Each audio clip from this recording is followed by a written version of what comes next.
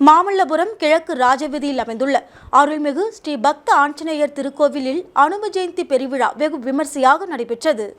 மாமல்லபுரம் கிழக்கு ராஜ வீதியில் கோவில் கொண்டிருக்கும் ஸ்ரீ பக்த ஆஞ்சநேயர் சுவாமிக்கு அனுமன் ஜெயந்தியை முன்னிட்டு உற்சவருக்கு சிறப்பு அபிஷேக அலங்காரம் செய்து தீபாராதனை காண்பிக்கப்பட்டது.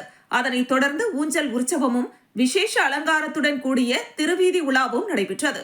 இந்த வைபவத்தில் கலந்து கொண்ட பக்த கோடிகள் அனைவருக்கும் அருட்பிரசாதம் வழங்கப்பட்டது. நிகழ்ச்சியில் ஏராளமான ஆன்மீக அன்பர்கள் கலந்து கொண்டனர்.